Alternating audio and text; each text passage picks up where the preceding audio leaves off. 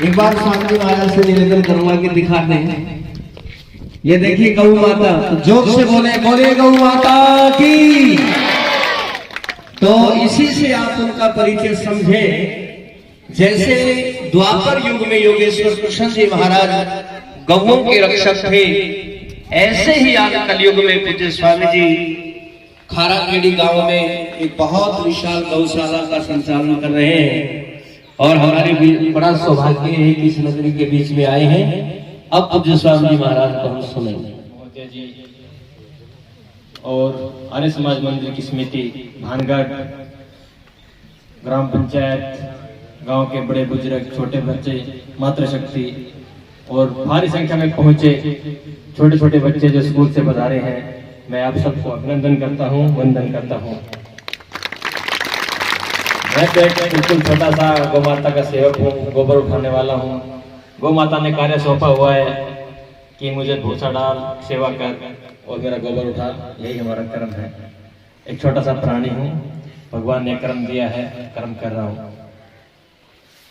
जिस प्रकार महर्षि दयानंद सरस्वती जी ने अपना जीवन इस राष्ट्र के लिए गो, गंगा, गायत्री, गो आधारित खेती का जो लक्ष्य उन्होंने हमें दिया था हमारा जीवन सुधारने के लिए, क्योंकि हमारा जीवन है, मनुष्य जीवन है, ये भगवान ने बहुत ही अमूल्य भेंट हमें दी है।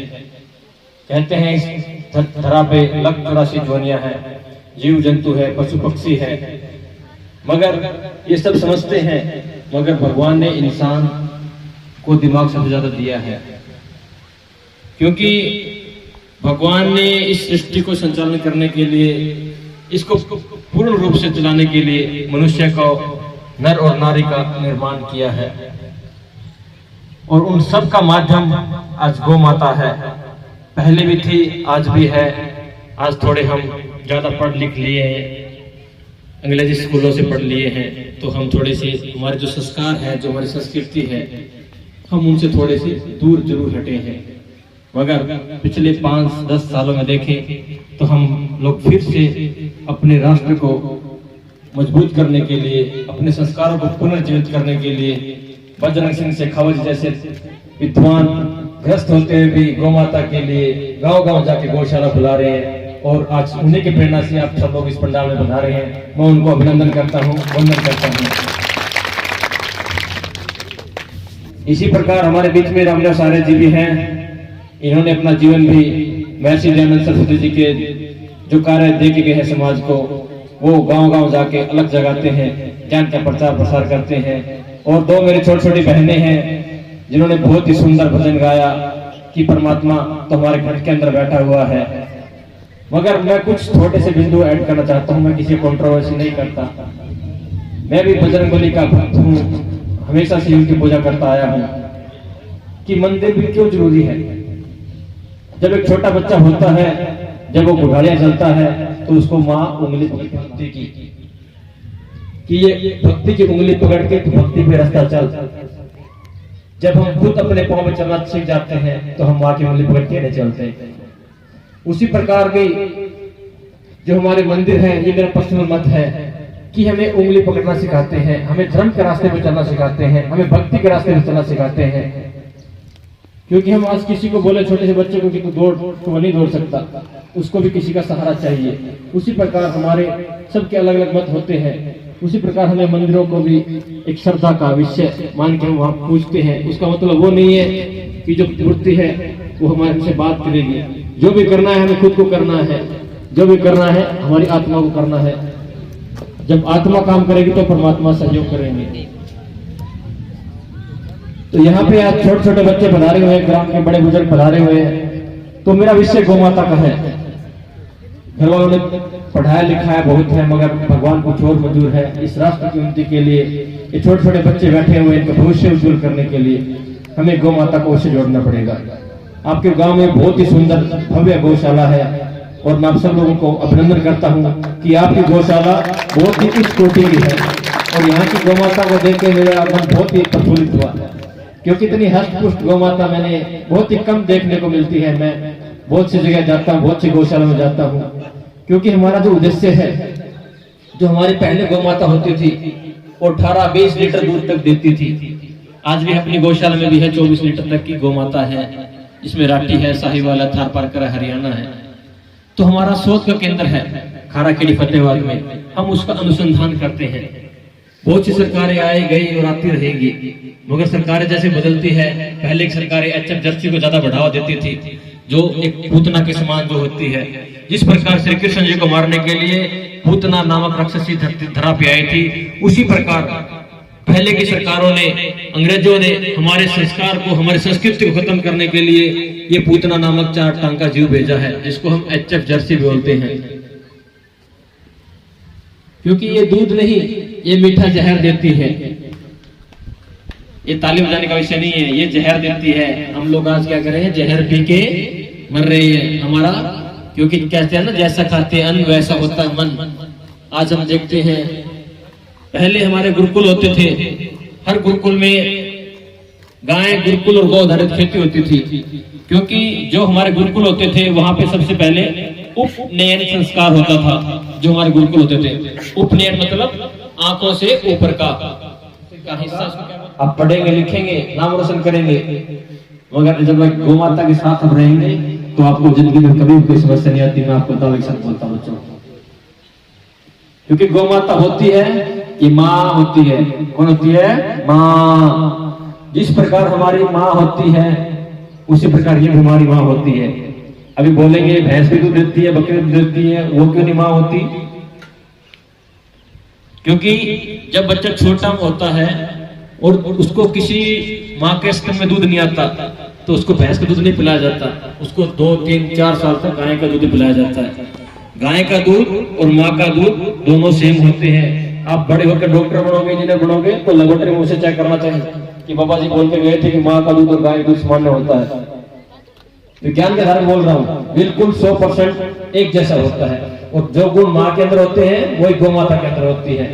गौ माता कितना भी जहर खा ले, मगर वो देती अमृत ही हमेशा। तो जैसे हमारी माँ हमारा देखभाल करती है, हमको कोई कष्ट होता है तो हम माँ के पास जाके, उसके आंचल में जाके हम बैठ के सर धर के बैठते हैं। उसी प्रकार भी आपको कोई समस्या होती है तो आप गौ माता के पास जाइए प्यारे प्यारे बच्चों, और उसकी आंखों में आंख डाल के देखिए। कुछ समय बाद ही जो आपके अंदर कष्ट है, आपका दुख है, वो खत्म हो जाएगा। ओनली कुछ क्षण बाद। अमेरिका, कनाडा जैसे शहरों में जिसको स्ट्रेस होती है, वो लोग क्या करते हैं, बिलियंस रुपए देते हैं, बहुत पैसे देते हैं, क्या करने के लिए? केवल गाय के पास जाने के लिए। और हमारा सौभाग्य देखिए, इस धरा पे करोड़ों करोड़ों गौ माता कृष्ण भगवान के सानिध्य में प्राप्त है। कृष्ण भगवान ने करोड़ों गाय रखी, कितने धनवान थे, राजा थे, फिर भी गाय रखते थे, और हम लोग उनके सामने कुछ भी नहीं है। तो मेरा आप सभी छोटे छोटे बच्चों से, मातृशक्ति से, भाइयों से अनुरोध है कि एक गौ माता आपके घर में अवश्य रखें। दूध ना दे रही हो तो भी अवश्य रखें, क्योंकि आप घरों में देखिए हंडे का नहीं पता था, मगर ये गौरव बताना चाहता हूँ, जब विश्व के लोग पास कपड़े होते थे तो हमारे यहाँ ढाका की मलमल पहना करते थे हमारे बड़े बुजुर्ग। इतने समृद्ध और शक्तिशाली थे। इसके कारण वो भी गौ माता के कारण है, क्योंकि गौ माता हमें दूध देती थी, दही देती थी, घी देती थी और गोबर देती थी। और गोबर हम खेतों में डालते थे, यूरिया, डीएपी, पेस्टिसाइड हम नहीं डालते थे। उसी उत्पाद से हम खेती करते थे और उसी खेती से हम अपना आय का साधन चलाते थे। लोग बाहरों विदेशों से अपना अनाज खरीदने के लिए यहाँ पे आते थे और बदले में सोना चांदी हमें देके जाते थे। हमारे घरों में सोना चांदी के ढेर होते थे। आप अपने दादाजी से पूछोगे, घर में टांड होती थी, जो कोरली बोलते हैं, अंदर एक सबसे आगे मकान होता था, वो सोने के भरे रहते थे। मगर आज इतने हम गरीब क्यों हुए? शिक्षा पद्धति ने हमें इतना गरीब किया है। आजकल छोटे बच्चे कौन कौन काम करता है अपने घर में? गाय भैंस की फिक्र में हाथ खड़ा कीजिए। कौन कौन गाय भैंस की सेवा करता है? सब करते हैं। बहुत अच्छा, इस गांव के बच्चे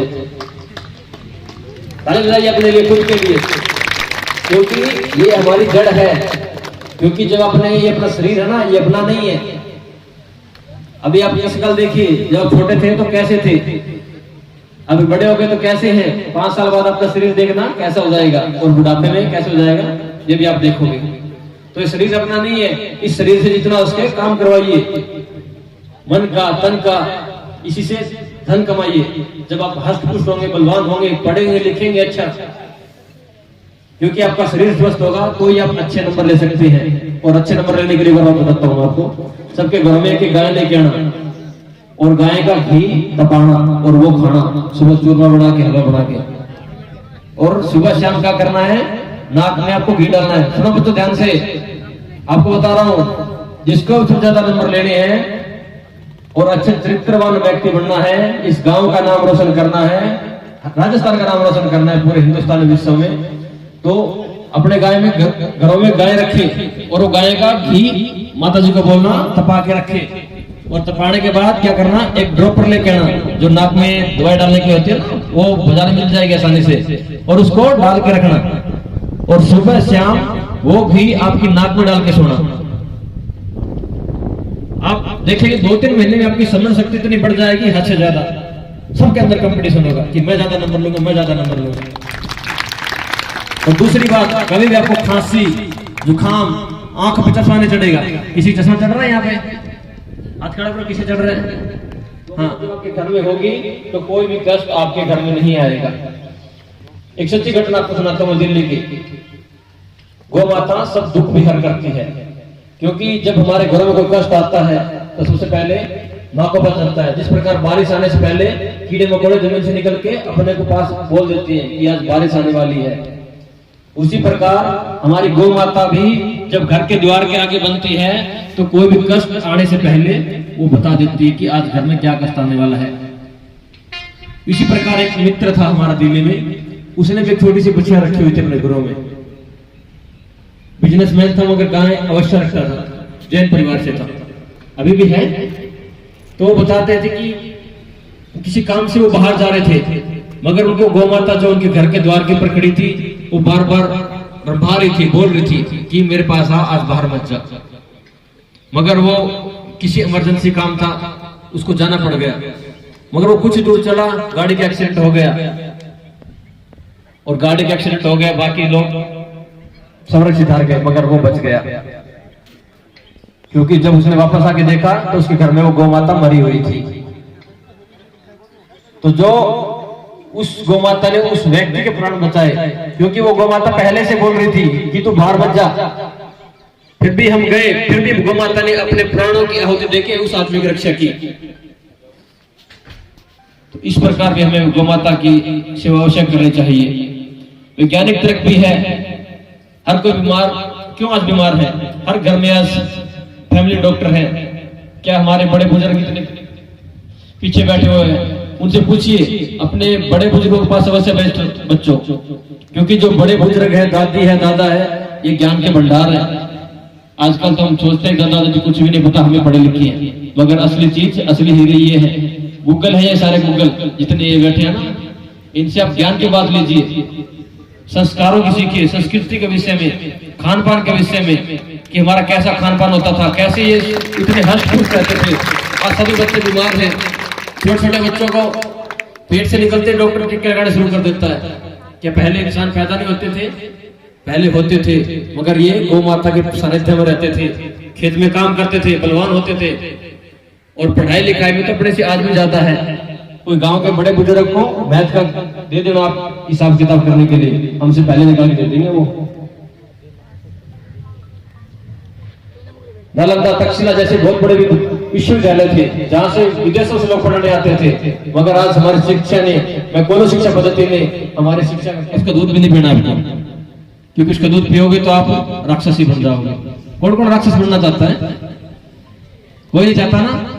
तो घर में शुद्ध देसी गौ माता ही रखे, इसके ऊपर थुई हो, वो चाहे राठी हो, चाहे साहिवाल हो, चाहे थारपारकर हो, चाहे हरियाणा हो, चाहे नागौरी हो। आपकी गौशाला में बहुत जितनी गाय हैं वो सब ज्यादातर देसी है, 99%। एक दो अमेरिकन है, वो जल्दी जीवन पूरा करके चले जाएंगे वो। तो आप घी खाइए और नाक में घी डालिए, अब देखेंगे कुछ ही समय बाद आपकी समझ शक्ति बहुत ज्यादा तेज हो जाएगी, और आप जिंदगी में कभी भी बीमार नहीं होंगे। क्योंकि जब आप बीमार नहीं होंगे, घी दूध खाएंगे, तो आपका जो बॉडी का सर्कुलेशन है, घी के अंदर सभी विटामिन होते हैं। घी कोई डिब्बे वाला घी नहीं खाना, अपने घर में गाय रखना, उसका दूध बिलोना, मक्खन निकालना, मक्खन तपा के फिर उसको निकालना है। कड़ी वाला घी नहीं डालना, कदे बाजार का डालना घी लिया कर बाबा जी बताया गया था, शरीर जाम हो जाएगा। तो मेरा मातृशक्ति से अनुरोध है कि अपने बच्चों को संस्कृति से, संस्कारों से जोड़िए, और जो बड़े बुजुर्ग घर को, उनसे अपने बच्चों को जोड़ के रखिए।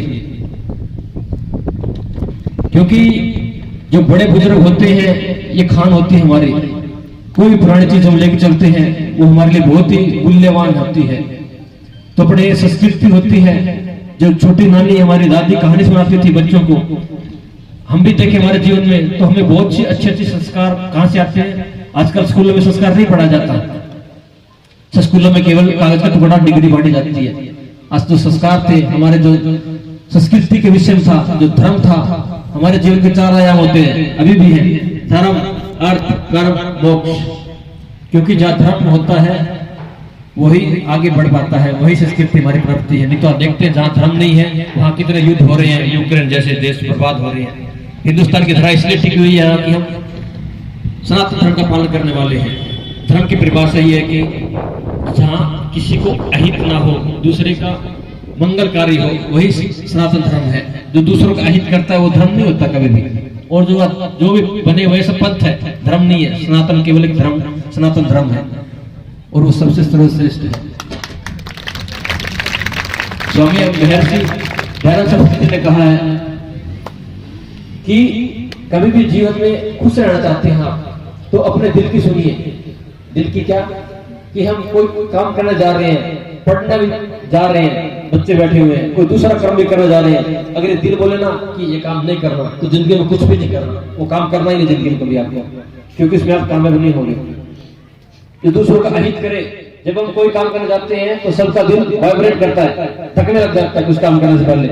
बच्चे भी पेपर देने से पहले जाते हैं तो सब डरते हैं डरते नहीं डरते हैं कि पेपर कैसा होगा। अगर आपने अच्छे से पढ़ाई की है, सुबह ब्रह्म मुहूर्त में 4 बजे उठा करो सभी बच्चों, और आधा घंटा ध्यान किया करो। किसका? ऊपर वाले का। एकदम से नहीं लगता है तो किसी को अपने गुरु मान के, गुरु से सानिध्य लेके कि किस प्रकार हम भक्ति कर सकते हैं। क्योंकि जब आप भक्ति करोगे, ध्यान करोगे, तो जो ध्यान आप यहाँ केंद्रित करेंगे, तो उस ध्यान से क्या है, आपकी जो पढ़ने की शक्ति है। बैठ जाओ बच्चों सभी, देखो ना। जब आप ध्यान करेंगे तो आपकी जो स्मरण शक्ति है वो बहुत तेज हो जाएगी। जब आप पढ़ते हैं, कुछ बच्चों को याद नहीं होता, पढ़ते हैं, रट्टा लगाते हैं, भूल जाते हैं, पेपर जड़ जाते हैं, साफ कुछ याद नहीं होता। तो जब आप ध्यान करेंगे, भक्ति करेंगे, आधा घंटा 1 घंटा जितना आप कर सकते हैं, आसन ग्रहण करके आराम से एकांत में ध्यान चित्त होके ऊपर वाले का ध्यान करना, दिव्य ज्योति जो है उस ज्योति का स्मरण करना कि हे भगवान, हे परमपिता परमात्मा, हम आपके छोटे से बच्चे हैं, हमें जीवन में उन्नति देना, हमारे अवगुणों को खत्म करके हमें गुण देना। ऐसी प्रार्थना करना कि हे भगवान, हमेशा मेरा साथ देना, इस समाज के कल्याण के लिए, इस राष्ट्र के कल्याण के लिए, इस गांव को नाम रोशन करने के लिए हमेशा भगवान आपका साथ देगा। अगर आप सच्चे दिल से, श्रद्धा से इसकी पूजा अर्चना करेंगे, जिस प्रकार एक आपकी माता जी, आपका टीचर आपको नाम लेके अच्छे से बुलाता है तो आप जाते हैं, उसी प्रकार आप परमात्मा को, परम पिता परमात्मा को स्मरण करेंगे तो अवश्य ही आपकी मनोकामना पूर्ण करना 100% करेगा। जो भी बच्चा डॉक्टर बनना चाहता है, इंजीनियर बनना चाहता है, उसकी तरफ उसी कदम पे आगे चले, और उसी कदम के लिए भगवान से सुबह शाम प्रार्थना करें, अनुरोध करें कि हे भगवान, मेरा ये लक्ष्य है, मैं लोकहित के लिए, सबके मंगल कार्य के लिए मैं ये कर्म करना चाहता हूँ। हे भगवान, मुझे शक्ति देना, मुझे सामर्थ्य देना। भगवान अवश्य ही आपकी मनोकामना पूर्ण करेंगे। भगवान ऊपर से आके नहीं करेंगे, वो कर्म तो हमको करना है। कभी बोलो बाबा जी बोल के भी आगे भगवान के भरोसे छोड़ देना, नहीं, कर्म तो अपने को करना है, क्योंकि भगवान ने हमें आंख, नाक, कान सब कुछ दिया है। कभी हाथ अकेला मुंह भी दिया है तो मुंह से हम रोटी नहीं खा सकते डायरेक्टली, उसको भी हाथ का सहयोग चाहिए। चबाने के लिए भी दांत दिए हैं, डायरेक्टली हम भोजन को नहीं निगल सकते, उसके लिए भी दांत चबाने